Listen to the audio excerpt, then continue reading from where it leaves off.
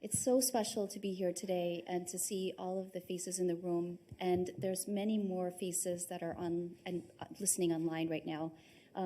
I have the pleasure of being leading our patient advocacy efforts at Rocket. And I also get the privilege of being the front line with patients, families, doctors who contact us about any rare disease. And over the past few months, I've had the pleasure of getting to know Barbara, Dawn, Stephen, and Gabriel. They are a very, very special family, and they're very near and dear to my heart because they are going to talk about a Danon disease today. And Danon disease is a rare disease. I know we have Dr. Danon in the audience and all of the clinicians who are really working hard on the program. But they wanted to share their story here today because Barbara is the grandma, and she takes care of all of these folks that you see up on stage. We have Dawn. Dawn has Danon disease herself, and she has two beautiful boys, Stephen and Gabriel. They also are affected by Danon disease. They have the disease themselves. And when I heard Dawn's story a few months ago, it really, really touched me because she shared with me so many things that people don't openly talk about. And they're here today, and they're going to share some of it. And I really am so happy that Stephen and Gabriel are here on stage. You know, they may or may not talk, but I think Stephen might. So with that, I'll actually let them tell the story themselves. So Dawn, you know, can you share with us a little bit about your family up here and how actually you came to know about Danon disease? Okay. Is it working? Check. Okay, sorry. I've never done this, like, a little nervous, a little heart. Okay. Ooh, breathe, I got this. All right. It all started in 2016 for my family and I.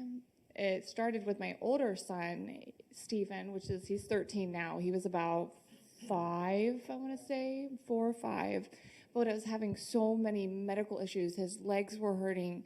He was crying. I had to massage his legs every night. It was a same routine to where, like, I was mentally exhausted.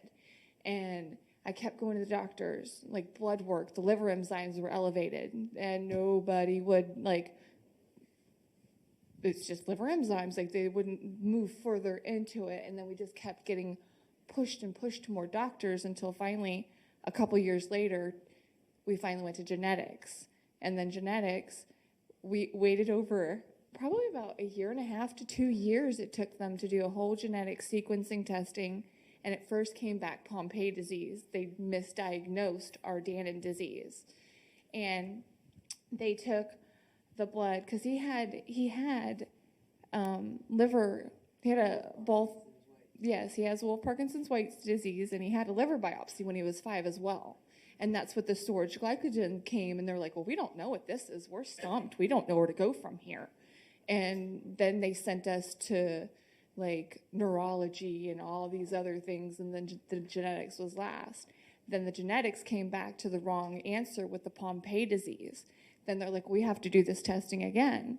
Then it came back to the Danon for the second testing. And then it came back, well, we need my blood work. And then it came from me.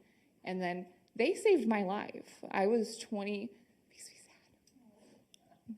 Excuse me, sorry. I legit think that they saved my life. Because it's hard knowing, like, I grew up, I passed it out all the time. I had hard times at sports. I enjoyed being outside. I loved it. I was a tomboy. And we live in the country, so it's like, I loved it. And the doctors are like, heat exhaustion, nothing, sore throat, and just knocked me off. And I had the growing pains. I've had lazy eye. I've had all the symptoms, and I was just blown away. But for them they saved my life. And, you know, excuse me, sorry. 2 weeks after they were diagnosed? 2 weeks after they were diagnosed in February in 2016, that's when I ended up in the hospital. They were like, they said, your boys, they said he definitely had Danon disease. Stevens had Danon disease, and it came back to me that I should probably test him, that he has the signs and the symptoms, but I had to force them to test him because I was like, I want it on paper. Like, I don't just want you to say, hey, he has the same symptoms. Like, just because he has the same symptoms doesn't mean, like, I want it on paper. So we got it on paper, and then 2 weeks later, I was in the hospital with my first pacemaker, like 2 days shy of my 28th birthday. And then a couple years later, on my second pacemaker and heart transplant list. But I'm stable for right now, thank the Lord. And I've had a Hickman port line in me. I've been on a rocket roller coaster ride. I've been on a rocket roller coaster ride. That is a really good analogy. I know, and you've been living this now for a few years now. Quite since 2016. Yeah, and you've actually come a long way. You know, from speaking and hearing about your journey, I thought maybe it would be really good. You know, thank you for sharing that first of all, because actually there are, I think online right now, there's some newly diagnosed Danon patients that I've been in contact with, and I know they're listening right now. So I think it's really important for you to share that. It's very real. Mm-hmm. Can you share with us, and because it really touched me when actually you shared me about what happens in a typical day. So what does a typical day look like for you guys? The typical day, school is very, he likes to not go to school. He has a very hard time, in school. It's a behavior, but they have a lot of help in school. They have IEPs, and they're in an amazing school. And private school couldn't ask for any more better help than what I have going on with them. And the extra, because of the developmental delay with them as well. So, but he just doesn't want to go. He fights me, and I'm exhausted every morning because I love you, Stephen, but it gets scary when it's in the morning, and I'm like, okay, how is the morning going to go? Are you going to fight? Are you going to go to school?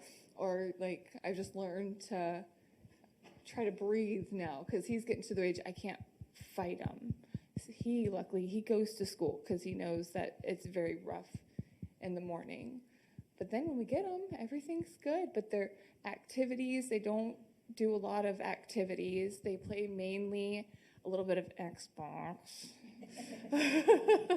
We're a little Xbox gaming little group since we don't get to go out because the sun, our medicine that we're on, the sun is no bueno. The amiodarone messes with, now we're both on it, so it messes with us pretty good. And you live in Florida. Yes, but I love it. I like the heat.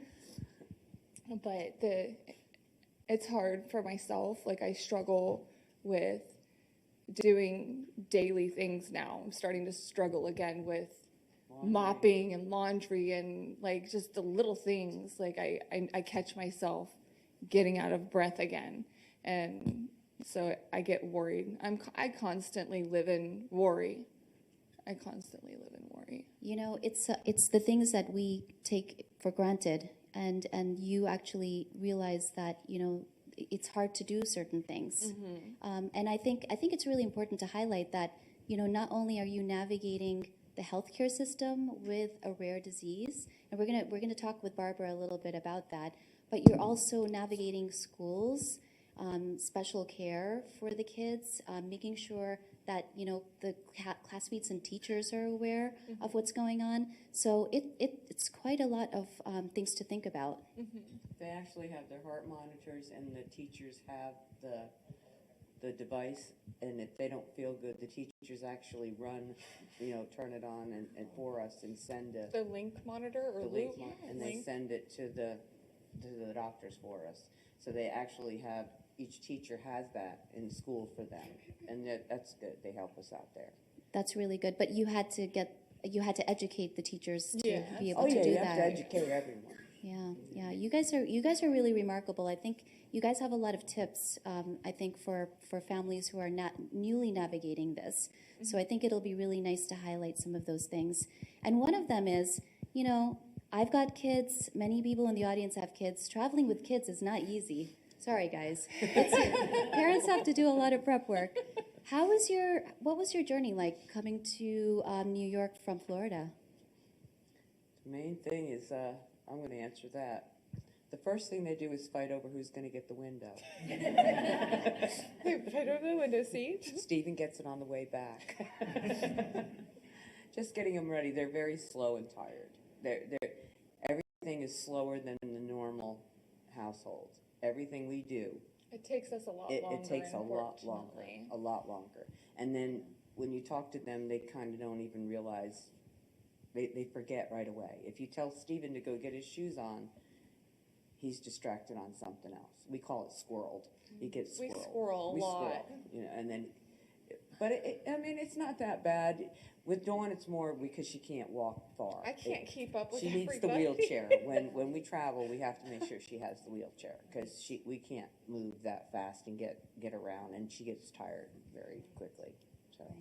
Yeah, and speaking with you both, before this trip, you were sitting down with the boys and you were going to talk through the trip and what was going to happen. I mean, you do a lot of prep work. Oh yeah. Yeah, we did prep them because Yeah. I didn't want him to think anything negative. Like I wanted him to know that this is to help share that he isn't alone with his behavior issues because he does have a lot of behavioral issues. And we were actually supposed to have doctor, like a psychiatrist doctor today, but I canceled this because this is way more important. And we were rescheduled. You just have to reassure him he's not alone, and Yeah, we're not that's- picking on him. We're just trying to educate that he's not alone. There's other kids out there like him.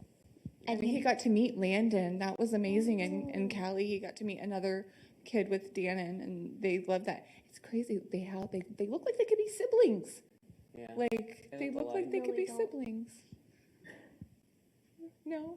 Gabriel doesn't think so. I think you bring that's a really important point too, and I know that Dr. Adler and Dr. Taylor are here, and they've actually been studying the natural history of the disease. So what happens over time without any type of treatment with Danon disease, because we know so little about it. So I know that they're going to be talking about that a little bit, but that is a very important point you have brought up. Next I wanted to actually. I know Barbara likes to not be in the spotlight too much, but I'm going to put the spotlight on Barbara because Barbara is incredible. And I'm a mom. and these boys, they They're just my touch life. my heart. They touch love my their heart. Nana. They're my life. And so, I wanted, Kinnery had brought up moms and grandmas, and grandma here takes care of all of the folks that are on the stage here, and in a very unique way. So I've learned that Barbara, there's a lot of healthcare professionals that touch, patients in terms of the specialists that they see or the therapies that they go through. And Barbara realized it's such a pain to teach people about a rare disease that they know nothing about. Even certain doctors that you have come across. And it's because in medical school, they don't spend a lot of time talking through the details of a rare disease. But what is very remarkable is Barbara has created a binder, and it is a binder that's very big. Oh yes, it's heavy. But you bring it to all of the appointments, Yeah. especially to the new appointments. Look, Gabriel knows about the binder. and you bring it, and what do you do with the binder? What's in it? And maybe you could share some tips with people online and some people in the audience about how to create one themselves. Well, I started the binder in 2016 because every doctor we went to knew nothing about, excuse me, Danon disease. They didn't want to really look it up, and I had a problem with that. So I would ask them to look it up on the website to at least try to educate them, because they said that they would just get a paragraph in medical school. It would cover just a paragraph of Danon disease, and that's it. And no one was really interested in it. So when I would try to tell them, they would say they would look it up, but they wouldn't look it up. So I decided, let's start printing it out. That's what started the binder. I'm going to print out everything I know about Danon disease, and I'm going to hand it to the doctor right there, so he has to read it in front of me. So I know he's reading it. So it makes me feel better that they're actually looking at it. And then I created a folder for each one of them, because they're all in different stages and they all have different tests. So you have to keep track, because you go to the GI, you go to the heart doctor, the psychologist, the neurology. There's so many doctors that you end up going to. So you have to keep track of each one. So each one has their file. You keep your file. As soon as you go to that doctor, you walk out with the information. Don't let them just store it in their computer, because then trying to get it when you need it is harder. So make sure that when you go to each doctor, you have them print out what they had discussed, what their test results are, if they have them on hand. Get them, put them right in the right person's folder, and keep that going. Don't stop. Always keep it going. And that way, when you go to a new doctor, you can hand them that whole folder, and that way you don't have to say, call another doctor and have it, sign off the medical release and have it, emailed over. It's a process just to get stuff transferred to different doctors. If you make sure you have all that information before you leave each doctor, put it in each one of their folders, go to the next doctor, hand them the folder, like if we're going with Gabe, they could look at everything going on there. Because her primary doesn't give her all the information to take to the next doctor. Do it yourself, and do it right away. Never leave without all that information, and keep it in each one of their folders. And and as Gabriel and Stephen, Gabriel, do you want to say something? Yeah, I can go to the restroom. You do? Okay.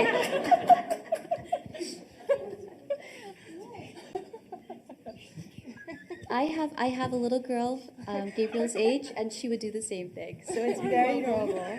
He's my sweetheart. He's so cute. You guys are so cute. So, but that's real life. That's real life in families and families with rare disease and kids. You know what's really powerful about what you do, Barbara, with the binder, is that you are your own self-advocate. You're advocating for Danon disease, and you're advocating it with one healthcare professional at a time. That's what we have to do. We have to be the doctors And when we it comes do, to the new doctors. And I work with a girl, Chris Vincent. She's in Australia. And we started, I'd say about 3 years ago, we have our own advocacy, education, and support page for Danon disease too. And we post a lot there too. And anybody has any questions and concerns, they can email us and text us, and we help them and give them advice on where to go and what to do there too. So that helps too. And Chris is online right now in Australia. So Oh, hi, Chris. Hi, Chris. She's listening. I love Chris. She's on top of things. She's a smart woman, and she's on top of things. And she's alone out there. Her and Jesse and Jake are, pretty much on their own out there. There's not many people with Danon disease in Australia, and that's why we decided to do what we can do with that too, with our page. That's right. So. Yeah, she's got a really fascinating story. Yes, she does. If I wish she could be here, because she has a story. Her Yes. son had a heart transplant, and God bless him, he's doing very well right now. It's been 4 or 5 years now. So, That's right. Yeah. That's right. So each one of us, each individual can make a difference, and that's the whole point of this. Yeah, I put out symptoms all the time. Look for these signs and symptoms. Don't just blow them off. With her, she had the symptoms all her life. Yeah. But they didn't know what Danon disease was. She would pass out all the time. I'd take her to the doctors. They'd say it was heat stroke, heat exhaustion, because we lived in Florida. Yeah. Her legs, she'd cry like the boys did. I'd rub her legs every night.